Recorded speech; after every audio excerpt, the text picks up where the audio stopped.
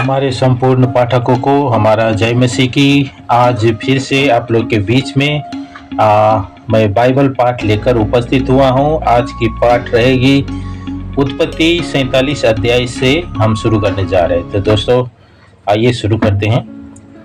तब यूसुफ ने फिरौन के पास जाकर यह सुसमाचार दिया, मेरे पिता और मेरे भाई और उनको भेड़ बकरियां गाय बैल और जो कुछ उनका है सब कनान देश से आ गया है और अभी तो वे गोसेन देश में है। फिर उसने अपने भाइयों में से 5 जन लेकर फिरौन के सामने खड़ा कर दिया। फिरौन ने उसके भाइयों से पूछा, तुम्हारा उद्यम क्या है? उन्होंने फिरौन से कहा, तेरे दास चरवाहे हैं और हमारे पुरखा भी ऐसा ही रहे। फिर उन्होंने फिरौन से कहा, हम इस देश में परदेसी की भांति रहने के लिए आए हैं, क्योंकि कनान देश में भारी अकाल होने के कारण तेरे दासों को भेड़ बकरियां के लिए चारा न रहा, इसीलिए अपने देशों को गोसेन देश में रहने की आज्ञा दासों को गोसेन देश में रहने की आज्ञा दे। तब फिरौन ने यूसुफ से कहा, तेरा पिता और तेरे भाई तेरे पास आ गए हैं और मिस्र देश तेरे सामने पड़ा है। इस देश का जो सबसे अच्छा भाग हो उसमें अपने पिता और भाइयों को बसा दे, अर्थात वे गोसेन ही देश में रहे। और यदि तू जानता हो कि उन में से परिश्रमी पुरुष है तो उन्हें मेरे पशुओं के अधिकारी ठहरा दे। तब यूसुफ ने अपने पिता याकूब को लेकर आकर फिरौन के सम्मुख खड़ा किया और याकूब ने फिरौन को आशीर्वाद दिया। तब फिरौन ने याकूब से पूछा, तेरी आयु कितने दिन की हुई है? याकूब ने फिरौन से कहा, मैं 130 बरस परदेसी होकर अपना जीवन बिता चुका हूँ। मेरे जीवन के दिन थोड़े और दुख से भरे हुए भी थे और मेरे बाप दादे परदेसी होकर जितने दिन तक जीवित रहे उतने दिन का मैं अभी नहीं हुआ। और याकूब फिरौन को आशीर्वाद देकर उसके सम्मुख से चला गया। तब यूसुफ ने अपने पिता और भाइयों को बसा दिया और फिरौन की आज्ञा के अनुसार मिस्र देश के अच्छे से अच्छे भाग में अर्थात रामसेस नामक प्रदेश में भूमि देकर उनको सौंप दिया। और यूसुफ अपने पिता का और अपने भाइयों का और अपने पिता के सारे घराने का एक एक के बाल बच्चों की गिनती की अनुसार भोजन दिला दिलाकर उनका पालन पोषण करने लगा। अकाल और यूसुफ का प्रबंधक। उस सारे देश में खाने की कुछ न रहा, क्योंकि अकाल बहुत भारी था और अकाल के कारण मिस्र और कनान दोनों देश त्रस्त हो गए। और जितना रुपया मिस्र और कनान देश में था सबको यूसुफ ने उस अन्ना के बदले जो उनके निवासी मोल लेते थे इकट्ठा करके फिरौन के भवन में पहुंचा दिया। जब मिस्र और कनान देश का रुपया समाप्त हो गया तब सब मिस्री यूसुफ के पास आकर कहने लगे, हमको भोजन वस्तु दे, क्या हम रुपये के न रहने से तेरे रहते हुए मर जाएं? यूसुफ ने कहा, यदि रुपये न हो तो अपने पशु दे दो और मैं उनके बदले तुम्हें खाने को दूंगा। तब वे अपने पशु यूसुफ के पास ले आए और यूसुफ उनको घोड़ों भेड़ बकरियां गाय बैलों और गधों के बदले खाने को देने लगा। उस वर्ष में वह सब जाति के पशुओं के बदले भोजन देकर उसका पालन पोषण करता रहा। वह वर्ष तो यूं कट गया। तब अगले वर्ष में उन्होंने उसके पास आकर कहा, हम अपने प्रभु से यह बात छिपा न रहेंगे कि हमारा रुपया समाप्त हो गया है और हमारे सब प्रकार के पशु हमारे पशु प्रभु के पास आ चुके हैं। इसीलिए अब हमारे प्रभु के सामने हमारे शरीर और भूमि छोड़कर और कुछ नहीं रहा। हम तेरे देखते क्यों मरे और हमारी भूमि क्यों उजाड़ जाए। हमको और हमारी भूमि को भोजन वस्तु की बदले मोल ले कि हम अपनी भूमि समेत फिरौन के दास हो, और आपको बीज दे कि हम मरने न पाए वरन जीवित रहे और भूमि न उजड़े। तब यूसुफ ने मिस्र की सारी भूमि को फिरौन के लिए मोल लिया, क्योंकि उस भयंकर अकाल के पड़ने के मिस्रियों को अपना अपना खेत बेच डालना पड़ा। इस प्रकार सारी भूमि फिरौन की हो गई, और एक छोर से लेकर दूसरे छोर तक सारे मिस्र देश में जो प्रजा रहती थी उसको उसने नगरों में लाकर बसा दिया। पर याजकों को की भूमि उसने न मोल ली, क्योंकि याजकों के लिए फिरौन की ओर से नित्य भोजन का बंदोबस्त था, और नित्य जो भोजन फिरौन उनको देता था वह वे खाते थे। इस कारण उनको अपनी भूमि बेचनी न पड़ी। तब यूसुफ ने प्रजा के लोगों से कहा, सुनो, मैंने आज के दिन तुमको और तुम्हारी भूमि को भी फिरौन के लिए मोल लिया है। देखो, तुम्हारे लिए यहाँ बीज है, हमें भूमि में बो, और जो कुछ उपजे उसका 50वां फिरौन को देना, बाकी 4 अंश तुम्हारे रहेंगे। फिर कि तुम उससे अपने खेतों में बो और अपने अपने बाल बच्चों और घर के अन्य लोगों समेत खाया करो। उन्होंने कहा, तूने हमको बचा लिया है। हमारे प्रभु के अनुग्रह की दृष्टि हम पर बनी रहे, और हम फिरौन के दास होकर रहेंगे। इस प्रकार यूसुफ ने मिस्र की भूमि के विषय में ऐसा नियम ठहराया जो आज के दिन तक चला आता है, कि 5वां अंश फिरौन को मिला करे। केवल याजकों ही को भूमि फिरौन की नहीं हुई। याकूब की अंतिम इच्छा। इजराइल मिस्र के गोसेन प्रदेश में रहने लगे, और वहां की भूमि उनके बक्स में थी, और वे फूले फले और अत्यंत बढ़ गए। मिस्री देश के याकूब 17 बरस जीवित रहा। इस प्रकार याकूब की सारी आयु 147 बरस की हुई।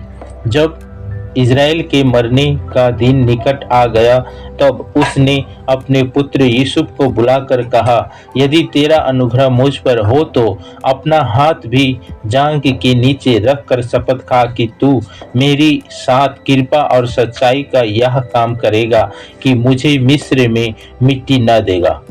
जब मैं अपने बाप दादों के संग सो जाऊंगा, तब तू मेरे मिस्र से उठा ले जाकर उन्हीं के कब्रिस्तान में रखेगा। तब यूसुफ ने कहा, मैं तेरे वचन के अनुसार करूंगा। फिर उसने कहा, मुझसे शपथ खा। अतः उसने उसकी शपथ खाई। तब इजराइल ने खाट के सिरहाने की ओर सिर झुकाकर प्रार्थना की। 48 अध्याय याकूब का एप्रैम और मनश्शे को आशीर्वाद देना। इन बातों के पश्चात किसी ने यूसुफ से कहा, सुन, तेरे पिता बीमार है। तब वह मनश्शे और एप्रैम नामक अपने दोनों पुत्रों को संग लेकर उसके पास चला। फिर किसी ने याकूब को बता दिया, तेरे पुत्र यूसुफ तेरे पास आ रहा है।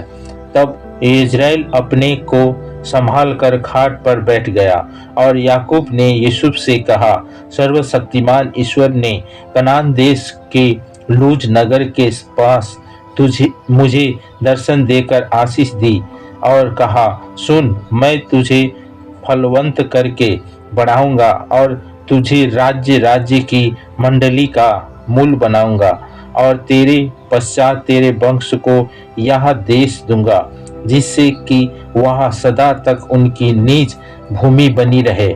और अब तेरे दोनों पुत्र जो मिस्र में मेरे आने से पहले उत्पन्न हुए मेरे ही ठहरेंगे, अर्थात जिस रीति से रूबेन और शिमोन मेरा है, उसी रीति से एप्रैम और मनश्शे भी मेरे ठहरेंगे। और उनके पश्चात तेरे जो संतान उत्पन्न हो वहाँ तेरे तो ठहरेंगे, परंतु बंटवारे के समय वे अपने भाइयों ही के वंश में गिने जाएंगे। जब मैं पदान से आता था तब एप्राता पहुँचने से थोड़ी ही दूर पहले राहेल कनान देश में मार्ग में मेरे सामने मर गई, और मैंने उसे वहीं अर्थात एप्राता को जो बेतलेहम की भी कहलाता है उसी में मार्ग में मिट्टी दी। तब इज़राइल को यूसुफ के पुत्र देख पड़े और उसने पूछा, ये कौन है? यूसुफ ने अपने पिता से कहा, ये मेरे पुत्र है जो परमेश्वर ने मुझे यहाँ दिया है। उसने कहा, उनको मेरे पास ले आ कि मैं उन्हें आशीर्वाद दूं। इज़राइल की आंखें बुढ़ापे के कारण धुंधली हो गई थी, यहाँ तक कि उसे कम सूझता था। तब यूसुफ उन्हें उनके पास ले गया और उसने उन्हें चूमकर गले लगा लिया। तब इज़राइल ने यूसुफ से कहा, मुझे आशा न थी कि मैं तेरा मुख फिर देखने पाऊंगा, परंतु देख, परमेश्वर ने मुझे तेरे वंश भी दिखाया है। तब यूसुफ ने उन्हें अपने घुटनों के बीच से हटाकर और अपने मुंह के बल भूमि पर गिर के दंडवत की। तब यूसुफ ने उन दोनों को लेकर अर्थात एप्रैम और अपने दाहिने हाथ से और कि वह इज़राइल के बाएं हाथ पड़े, और मनश्शे को अपने बाएं हाथ में से कि वह इज़राइल के दाहिने हाथ पड़े, उन्हें उसके पास ले गया। तब इज़राइल ने अपना दाहिना हाथ बढ़ाकर एप्रैम से सिर पर जो छोटा था और अपना बायां हाथ बढ़ाकर मनश्शे के सिर पर रख दिया। उसने जानबूझकर ऐसा किया, नहीं तो जेठा मनश्शे ही था। फिर उसने यूसुफ को आशीर्वाद देकर कहा, परमेश्वर जिसके सम्मुख मेरे बाप दादे अब्राहम और इसहाक चले, वही परमेश्वर मेरे जन्म से लेकर आज के दिन तक मेरा चरवाहा बना है, और वही दूत मुझे सारी बुराई से छुड़ाता आया है। वही अब इन लड़कों को आशीष दे और ये मेरे बाप दादे अब्राहम और इसहाक के कहलाए और पृथ्वी में बहुतायत से बढ़े। जब यूसुफ ने देखा कि मेरे पिता ने अपना दाहिना हाथ एप्रैम के सिर पर रखा है, तब यह बात उसको बुरी लगी। इसीलिए उसने अपने पिता का हाथ इस विचार से पकड़ लिया कि एप्रैम के सिर पर से उठाकर मनश्शे के सिर पर रख दे। और यूसुफ ने अपने पिता से कहा, हे पिता, ऐसा नहीं, क्योंकि जेठा यही है। अपना दाहिना हाथ इसके सिर पर रख। उसके पिता ने कहा, नहीं, सुन, हे मेरे पुत्र, मैं इस बात को भाली भांति जानता हूँ। यद्यपि इससे भी मनुष्य की एक मंडली उत्पन्न होगी और वह भी महान हो जाएगा, तो भी उसका छोटा भाई उससे अधिक महान हो जाएगा और उसके वंश में बहुत सी जातियां निकलेगी। फिर उसने उसी दिन यह कहकर उसको आशीर्वाद दिया, इजरायली लोग तेरे नाम लेकर ऐसा आशीर्वाद दिया करेंगे, परमेश्वर तुझे एप्रैम और मनश्शे के समान बना दे। और उसने मनश्शे के से पहले एप्रैम का नाम लिया। तब इज़राइल ने यूसुफ से कहा, देख, मैं तो मरने पर हूँ, परंतु परमेश्वर तुम लोगों के संग रहेगा और तुमको तुम्हारे पितरों के देश में फिर पहुंचा देगा, और मैं तुझको तेरे भाइयों से अधिक भूमि का एक भाग देता हूँ, जिसको मैंने एमोरियों के हाथ से अपनी तलवार और धनुष के बल से ले लिया है। 49 अध्याय याकूब की भविष्यवाणी। फिर याकूब ने अपने पुत्रों को यह कहकर बुलाया, इकट्ठे हो जाओ, मैं तुमको बताऊंगा कि अंत के दिनों में तुम पर क्या क्या बीतेगी। हे याकूब के पुत्रों, इकट्ठे होकर सुनो, अपने पिता इस्राएल की और कान लगाओ। हे रूबेन, तू मेरा जेठा, मेरा बल और मेरा पुरुष का पहला फल है। प्रतिष्ठा का उत्तम भाग और शक्ति का भी उत्तम भाग तू ही है। तू तो जल के समान उबलने वाला है, इसीलिए दूसरों से श्रेष्ठ न ठहरेगा, क्योंकि तू अपने पिता की खाट पर चढ़ा, तब तूने उसको अशुद्ध किया, वह मेरी बिछौना पर चढ़ गया। सिमोन और लेवी तो भाई भाई है, उनकी तलवारें उपद्रव के हथियार है। हे मेरे जीव, उनके मर्म में न पड़। हे मेरी महिमा, उनकी सभा में मत मिल, क्योंकि उन्होंने कोप से मनुष्य को घात किया और उस अपनी ही इच्छा पर चलकर बैलों को पुंगा बनाया। धिक्कार उनके कोप को जो प्रचंड था और उनके रोष को जो निर्दयी था। मैं उन्हें याकूब के अलग अलग और इज़राइल की तितर बितर कर दूंगा। हे यहूदा, तेरा भाई तेरा धन्यवाद करेंगे, तेरा हाथ तेरे शत्रुओं की गर्दन पर पड़ेगा, तेरे पिता के पुत्र तुझे दंडवात करेंगे। यहूदा सिंह का बच्चा है। हे मेरे पुत्र, तू आहेर करके गुफा में गया है, वहाँ सिंह अथवा सिंहनी के समान दब कर बैठ गया, फिर कौन उसको छोड़ेगा। जब तक शीलो न आए तब तक न तो यहूदा से राजदंड छूटेगा, न उसके वंश से व्यवस्था देने वाला अलग होगा, और राज्य राज्य के लोग उसके अधीन हो जाएंगे। वह अपने जवान गधे को दाखलता में और अपनी गधी के बच्चे को उत्तम जाति के दाखलता में बांधा करेगा।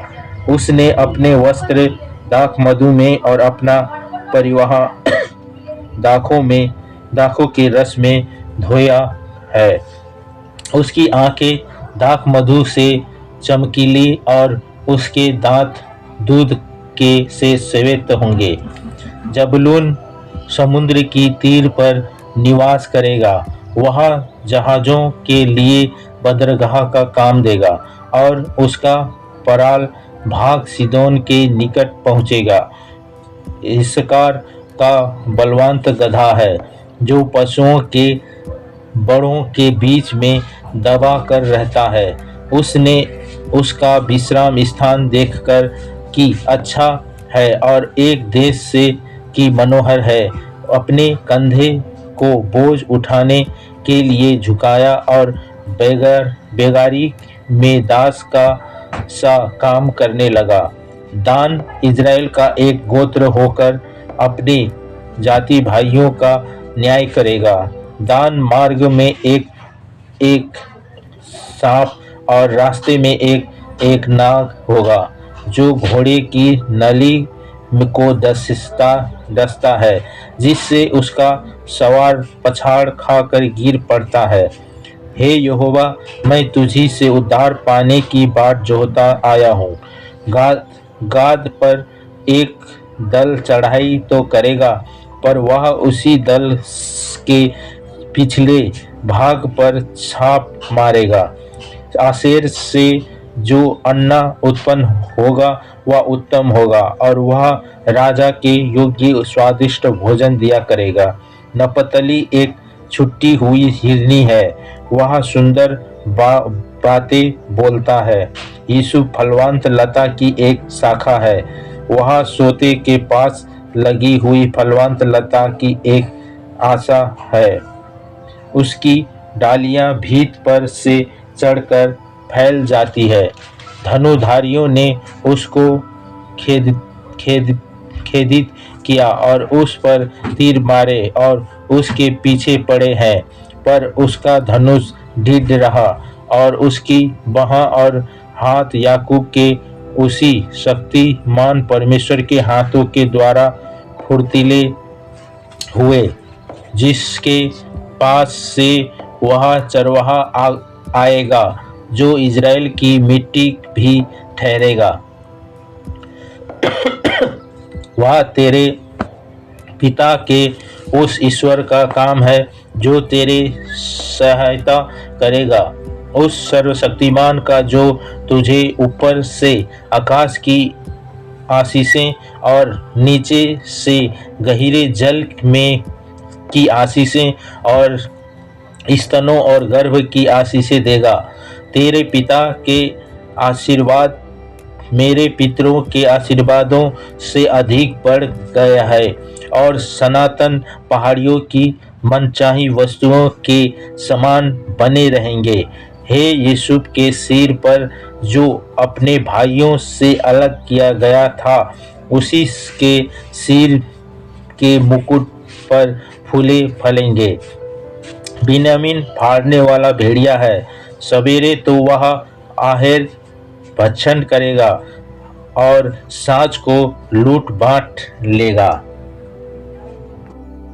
याकूब की मृत्यु और गाड़ा जाना। इज़राइल के 12 गोत्रों यही है और उनके पिता ने जिस जिस वचन से उसको आशीर्वाद दिया हुए यही है।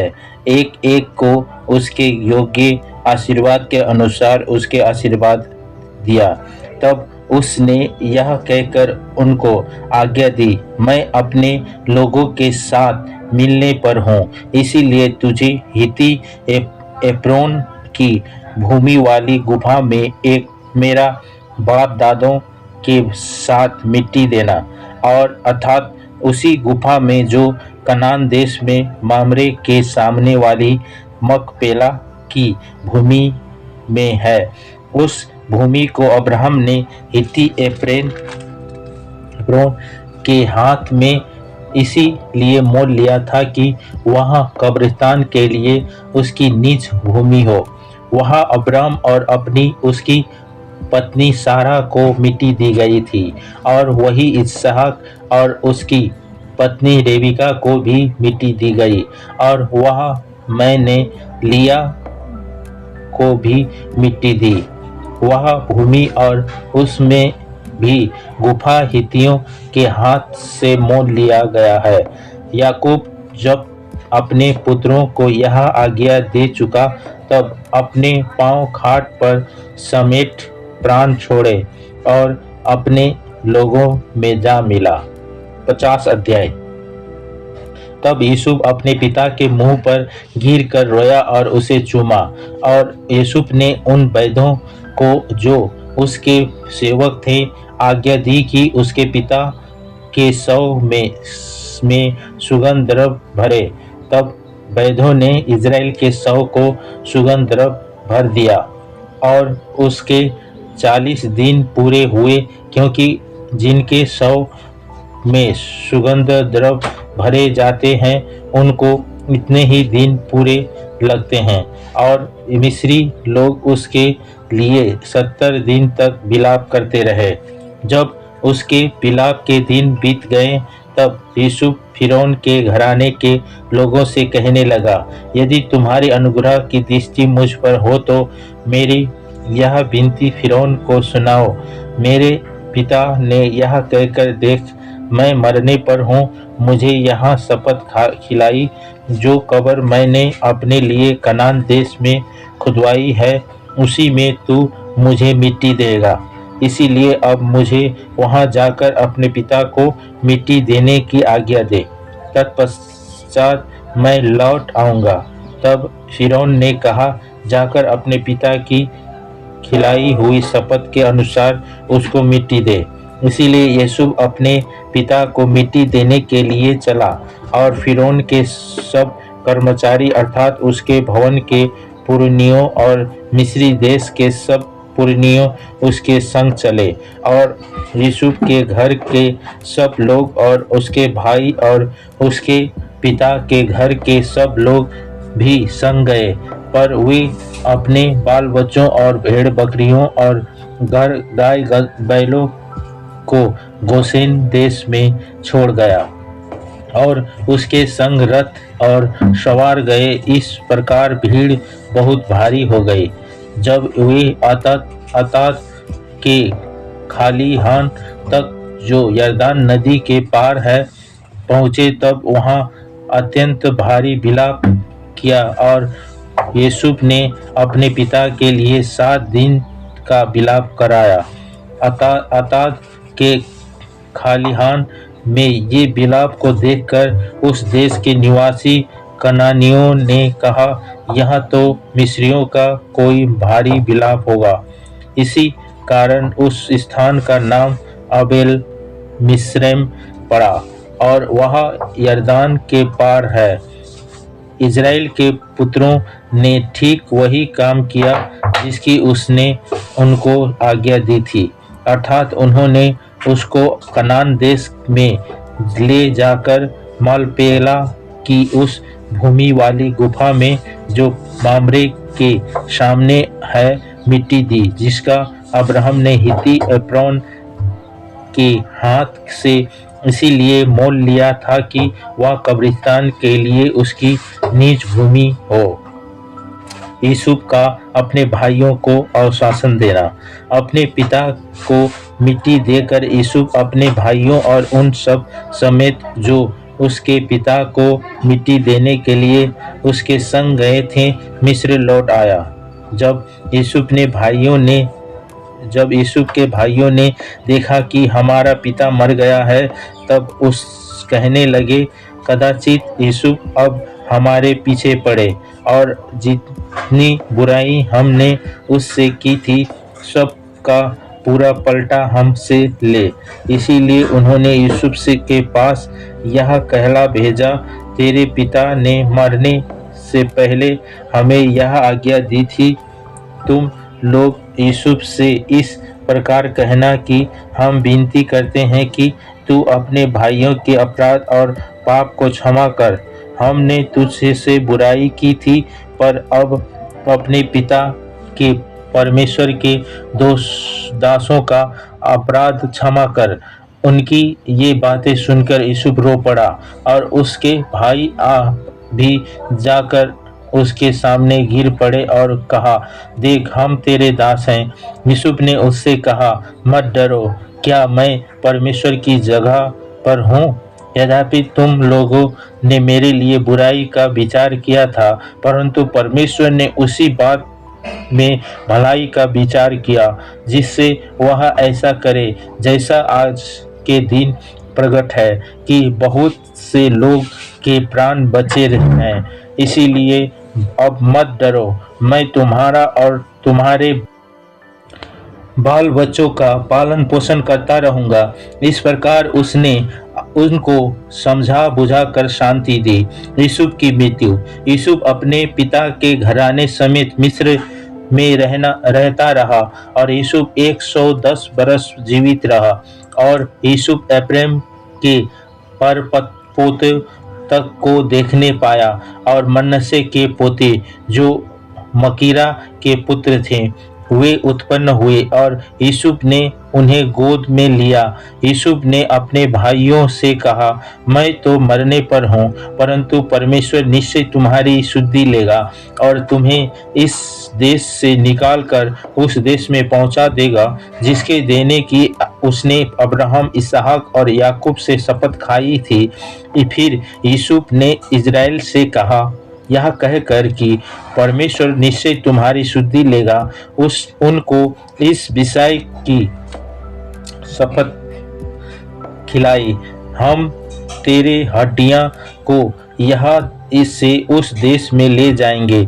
इस प्रकार यूसुफ का 110 बरस का होकर मर गया और उसके शव में सुगंध द्रव्य भरे गए और वह शव मिस्र में एक संदूक में रखा गया।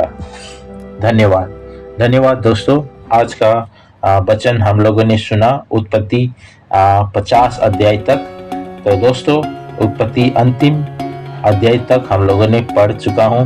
अब आने वाले समय में हम फिर निर्गमन की पुस्तक पढ़ेंगे। आज का वचन सुनने के लिए आप सभी को ज्यादा से ज्यादा धन्यवाद। दोस्तों आज का वचन आप लोगों ने सुना उसके लिए धन्यवाद देते हैं और कहते हैं कि ज्यादा से ज्यादा लोगों को आप शेयर करें और परमेश्वर की इस वचन की आशीषों को धीरे से धीरे लोगों के बीच में पहुंचाने की सहायता करें और उन सभी को भी परमेश्वर की वचन से आशीष मिले। तो दोस्तों मैं आप लोग से यही विनम्र अनुरोध करता हूं कि आप ज़्यादा से ज़्यादा इस वचन को सुने और जितने वचन हमारे आते हैं उसे आप सुने और हमारे इस चैनल को सब्सक्राइब करें, लाइक करें और कुछ भी कमेंट होगा, कुछ भी आपके विचार होंगे तो आप कमेंट में लिखकर हमें सुझाव दे सकते हैं। तो दोस्तों सभी को धन्यवाद। परमेश्वर बहुत ऐसे आशीष दे। यीशु मसीह के नाम में सभी को जय मसीह। God bless you. धन्यवाद।